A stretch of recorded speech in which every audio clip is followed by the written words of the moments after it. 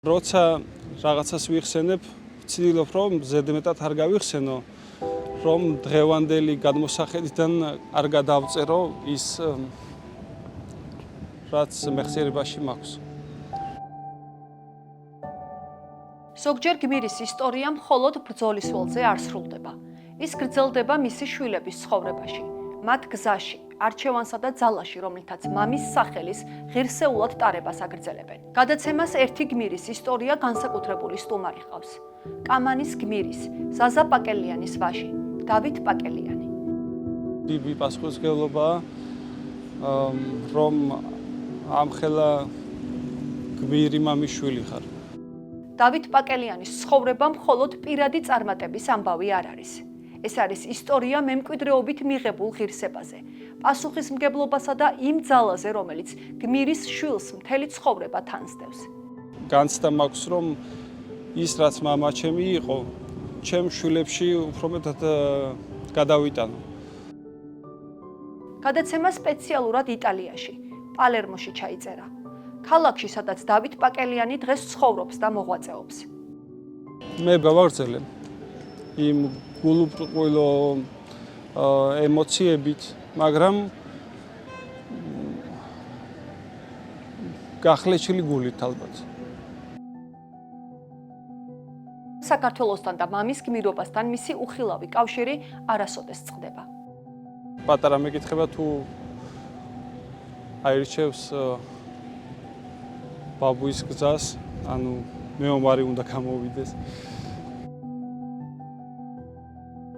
ეს არის ემოციური საუბარი შვილზე, მამის ხსოვნაზე და გზაზე, რომელსაც გმირების შვილები ხშირად ყველაზე დიდი სიმძიმით, მაგრამ უდიდესი ღირსებით გადიან.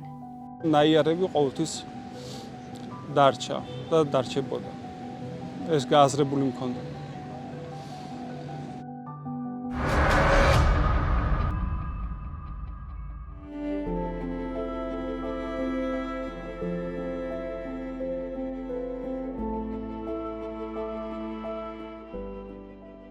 ჩემი ბავშვობა დიდად განსხვავებული არ მგონია ყოფილიყო სხვა ბავშვებისგან. გარდა იმ წარე ეპიზოდისა, რომელიც აფხაზეთის ომით დასახელდა და რა დროსაც ომის პერიოდი სვანეთში გავატარე. იმ პერიოდიდან შეიცვალა ჩემი ცხოვრება, იმ მხრივ რომ სხვანაირად დავიწყე ყველაფერზე ხედვის ჩამოყალიბება. ალბათ განპირობებული იყო იმით, რომ კი ბავშვი ვიყავი, მაგრამ ბევრ რაღაცებს ვერ ხვდებოდი ალბათ. მაგრამ ის წარე დღეები იმ მომენტისთვის მე მგონი ვერ ხვდებოდი იმდენად. თანდათან რაც რო გადიოდა უფრო და უფრო მეტად ხვდებოდი რამდენად შეცვალა ამან ყველაფერმა ჩემი ცხოვრება. ეს პროგრამა, რომელიც აფხაზეთიდან დევნილი ბავშვებისთვის შეიქმნა და რის საფუძველზე ჩვენ აქ ჩამოვედით, იყო ალბათ გადამტეხი მომენტი ყველასთვის. მე ესე ვიტყოდი, რომ ამ ჩვენი 90-იანი წლების გამოცდილება, ამ ბავშვების გამოცდილება რადიკალურად შეცვალა აქაურმა ჩამოსვლამ და აქაური ცხოვრების სტილის შეცნებამ. იმიტომ რომ ჩვენთვის სხვანაირი დინამიკა იყო ცხოვრების და აქ სხვა დინამიკა დაგვხვდა, რომელიც თანდათან ჩვენი გახდა, ჩემი აზრით. ყოველი აქ ჩამოსვლა და ყოველი აქედან წასვლა ჩემთვის პრობლემა იყო. ემოციური პრობლემა უფრო მეტად. იმიტომ რომ აქ ჩამოსვლა ნიშნავდა იქაური ცხოვრების სტილის დატოვებას და აქედან წასვლა აქაური ცხოვრების სტილის დატოვებას. ორივე ჩემთვის ძვირფასია და მნიშვნელოვანი. იმიტომ რომ იმ 90-იანებსაც თავისი ტკბილი მხარეც აქვს, წარესთან ერთად. საბოლოო ჯამში აქაური ალბათ იმით განსხვავდებოდა ჩემთვის, რომ ადამიანები უფრო მეტად ორიენტირებული იყვნენ სიყვარულის გადაცემას ერთმანეთისთვის და იმ ყოველდღიური ფიქრებისგან თავისუფალი ცხოვრება იყო. მაგრამ იმ განჭირვებაშიც ჩემი აზრით სიყვარული უფრო მეტად შეიძლება იყოს გამოხატული. და მაგიტომ ჩემთვის ორივე მხარე ძვირფასია. იმ ყოველ სირთულეს ჩემთვის დღეის გადმოსახედიდან უფრო მეტად ვაფასებ ამ რთულ დღეებს, იმ ჭრილობებს უფრო მეტად აქვს საშუალება ადამიანის სულის, ადამიანის გონების ჩამოყალიბების, რომელიც საბოლოო ჯამში არის შედეგი იმისი, რაც დღეს ვარ. აღმოჩნდი იტალიურ ოჯახში, რომელიც არის ექიმი, ნინო კოლეტი, რომელმაც ალბათ ჩემში ის გააღვიძა ის სურვილი, რომ მეც ექიმი გავხდარიყავი. მისი ეს ადამიანური მხარე ჩემთვის გახდა ალბათ სიმბოლო იმისი, რაც მე დამაკლდა ამ აფხაზეთის ომის ტრაგედიის შემდეგ. როდესაც მამა დავკარგე, როცა ვიყავი 8 წლის. ეს მე იმ მომენტში ზუსტად როცა ეს ტრაგედია მოხდა, იმ მომენტში მე ვერ მივხვდი რა მოხდა ზუსტად, მაგრამ ვიცოდი შემთხვევით გავიგე ეს ამბავი. მაგრამ ჩემთვის ვინახავდი.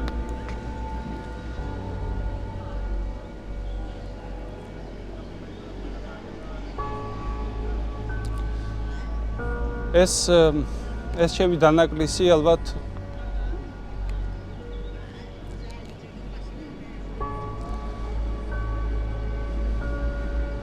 ამ ჩემი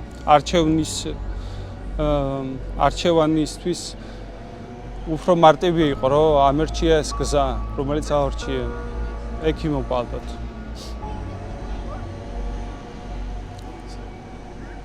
რთულია ეს ლაპარაკი. გახსენება 30 წლის შემდეგაც რთულია.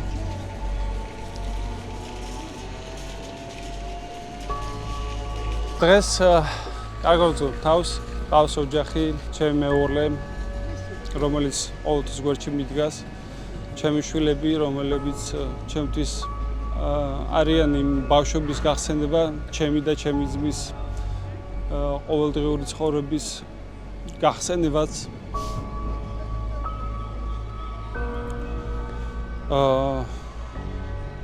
აქ იტალიაში რო გადმოვედი, ჩემი მიზანი იყო გადმოსვლის კარიერის გაგრძელება.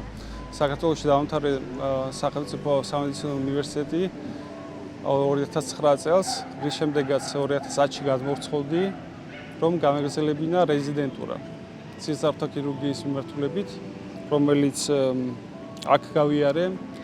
შემდეგ გავაგრძელე რეზიდენტურის კურსი ციურიხის სამედიცინო უნივერსიტეტში. წელიწად ნახევარი გავატარე, რამაც ძალიან დიდი გავლენა იქონია ჩემ პროფესიული ჩამოყალიბებისთვის, რის შედეგადაც მომიწია საერთაშორისო დონეზე სხვადასხვა პროფესიონალთან მუშაობა, გამოცდილების გაზიარება, რამაც ჩამომაყალიბა როგორც სისხლძარღვთა ქირურგი, რომელსაც აქვს გამოცდილება სხვადასხვა მიმართულებით.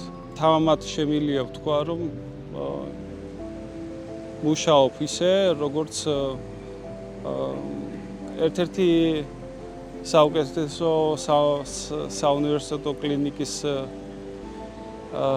ექიმი, როგორც შეიძლება იყოს, დღესდღეობით ესე ვარ აქ, ამ ქალაქში, პალერმოში. იმედი მაქვს, რომ დღესაც მექნება საშუალება, რომ დავბრუნდე ჩემს მშობლიურ ქვეყანაში, ჩემი გამოცდილება მოახმარო ჩემს თანამემამულეებს და მეც მივიღო მონაწილეობა ჩვენი ქვეყნის მშენებლობაში. თუ ფიქრიათ თქვენ სახლში დაბრუნებაზე? ყოველდღე ვფიქრობ. ხან როგორ, მაგრამ ალბათ ფიქრზე მეტად სურვილი უფრო დიდია იმისი, რომ ის რაც დავტოვეთ, ისევ დავიბრუნოთ. და ის ხალხი იქ აღარ დაგვხვდება, მაგრამ ის ემოცია მაინც ჩვენში იქნება. რა კადრი გიდგათ ყოველთვის ყოველწინ რა გახსოვთ, რა გახსენდება, თუმცა მან სახლზე ფიქრობთ და ბავშვობაზე. ერთი კადრი არ არის. ყველა კადრი ერთად არის ერთში. ერთიანად ვხედავ. ერთი მომენტი არ არის ჩემთვის. რო ვიხსენებ ესე დიდ გამოსახულებად ვხედავ ყველა ჩემს მომენტს ერთდროულად. ეს ერთი გამოყოფილად არ მაქვს რაღაცა. შეიძლება განცდა იყოს იმ მომენტში, ან მამა ჩემი გამახსენდეს, ან ჩემი ბებია ბაბუები, ან რაღაც ბავშვი მომენტები. ალბათ ამ ტრაგედიის შემდეგ ის ყველა მომენტი უფრო მეტად დაფიქსირებული არის გონებაში. და როცა რაღაცას ვიხსენებ, ვცდილობ რომ ზედმეტად არ გავიხსენო, რომ დღევანდელი გადმოსახედიდან არ გადავწერო ის რაც მეხსიერებაში მაქვს. მესმის ძალიან გიჭირთ ამაზე საუბარი, მაგრამ მაინც დანაშაული იქნება რო არ გკითხოთ. როგორი არის აზაპაკელიანის გმირის შვილობა, ანუ პასუხისგებლობასთან ერთად, ამ ტრაგედიასთან ერთად უდიდესი პასუხისგებლობაა ეს. როგორ გაიხსენებთ მამას?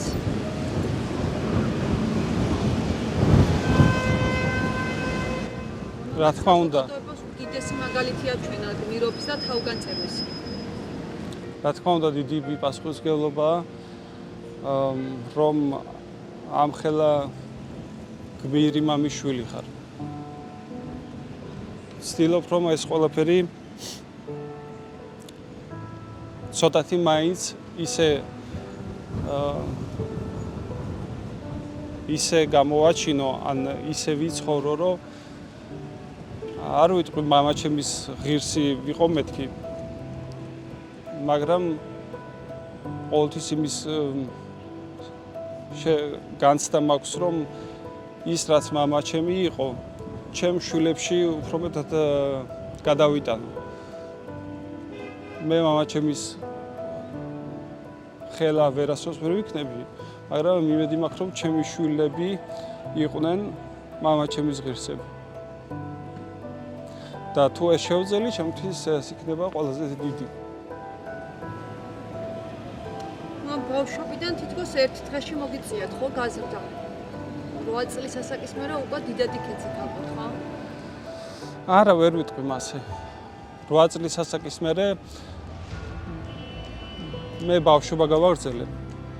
იმ გულუბრყვილო ემოციებით, მაგრამ გახლეჩილი გულით ალბათ. რომელიც მზად იყო იმისთვის, რომ გამთელილიყო. მაგრამ ნაიარები ყოველთვის დარჩა და დარჩებოდა. ეს გააზრებული მქონდა. მაგრამ ყოველდღიური ცხოვრება ალბათ ის არის, რომ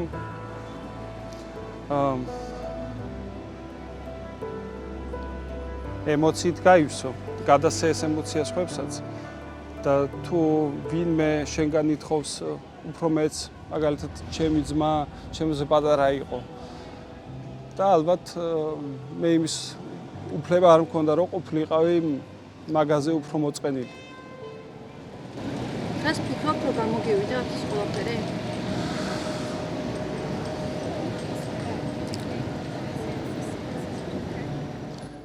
ფიქრობ თუ გამომივიდა?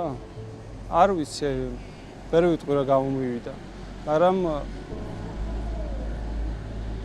ფიქრობ, რომ შემეძლება ამის თქმა, როცა დავბრუნდებით ალბათ კამანში ან სოხუმშია და მაგ დროს შემეძლება რომ ვთქვა, რომ გამომივიდა. თქვენმა ბავშვებმა რა იციან? ჩემმა ბავშვებმა იციან ბაბუის შესახებ, ზაზა პაკელიანი იციან და ყოველთვის მეკითხებიან ინფორმაციას და პატარა მეკითხება თუ აირჩევს ბაბუის გზას, ანუ მეომარი უნდა გამოვიდეს. სინამდვილეში მე ალბათ ბევრი რაღაცის გადაცემა არ შეგვიძლია, ხედავთ ალბათ ემოციურად, ჩემთვის ყოველთვის რთულია. მაგ დროს ჩემი მეუღლე უფრო მეტად იღებს ამ მოვალეობას თავის თავზე და უყვება წარსულზე, ჩემზე, ჩემს ოჯახზე, მამაჩემზე და ყველა იმ მოვლენაზე, რაც მოხდა. რა არის თქვენი სამომავლო გეგმა? როგორც პროფესიონალი ექიმის? სამომავლო გეგმა ერთ ადგილას ყოფნა მიჭირს. ალბათ განპირობებულია იმით, რომ ბავშვობიდან მომიწია სხვადასხვა ადგილებში ყოველთვის გადაცხოვრება, ადგილის შეცვლა, დინამიკა რაღაც ერთგვარი. და ამას ვაბრალი იმ მომენტს, რომ ერთ ადგილას გაჩერება ჩემთვის რაღაცა დროში გაჩერებასაც ნიშნავს, რაც ჩემთვის არ არის მისაღები და ვფიქრობ, რომ რაღაც მომენტში შევცვლი ადგილმდებარეობას ცხოვრებაში. საქართველოში ვფიქრობ ყოველთვის დაბრუნებაზე. სულ მაგრამ მე მგონი ჯერ არა ვარ ამისთვის მზად.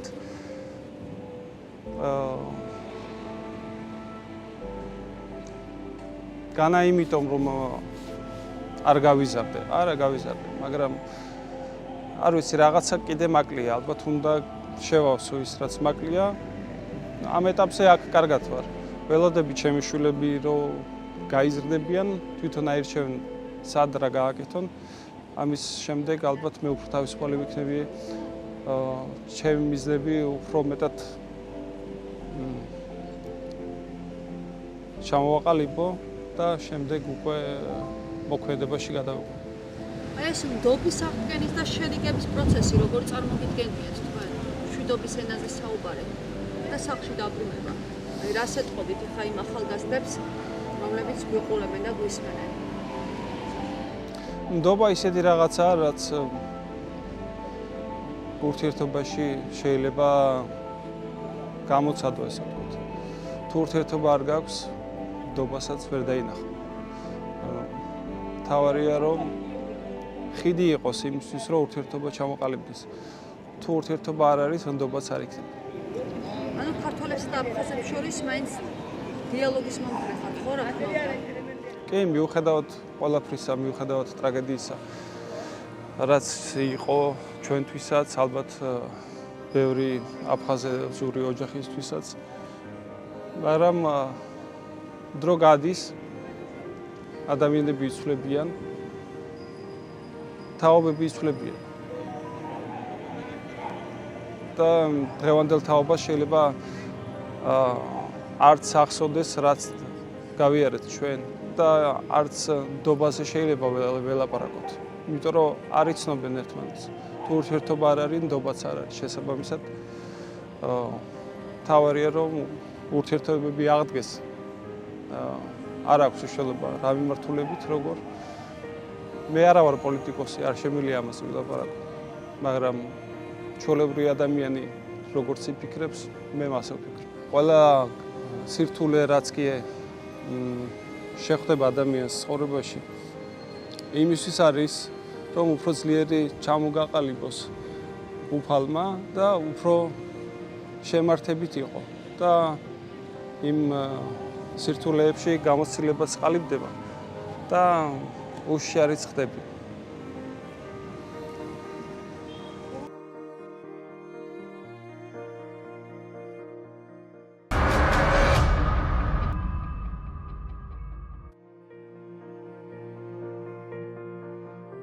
ის ყველგან ადამიანია და თუ არსად არ კარგავს თავის ადამიანობას, ძალიან თავშეკავებულია, ძალიან წინდახედული, ასჯერ დაფიქრდება და მერე მიიღებს გადაწყვეტილებას და ეს ხასიათი, ეს მისი ხასიათი არის ყველგან ოჯახშიც, სამსახურშიც, ახლობლებთან ურთიერთობაშიც.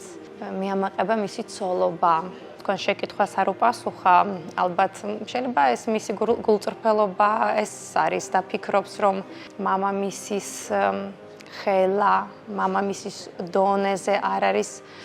მე არ ვიცნობდი ჩემს მამამთილს სამწუხაროდ, მე ის ძალიან ბევრი ადამიანების მონაყოლისგან გავიცანი. მაგრამ შემიძლია ერთი ვთქვა, რომ დათო არის ღირსეული მამის ღირსეული შვილი. როდესაც გვაქვს რაღაცა კრიტიკული მომენტები ჩემი შვილის ცხოვრებაში, მე მას ყოველთვის ვეუბნები, შენ უფლება არ გაქვს იყოს სუსტი. შენ ხარ ზაზა პაკელიანის შვილი.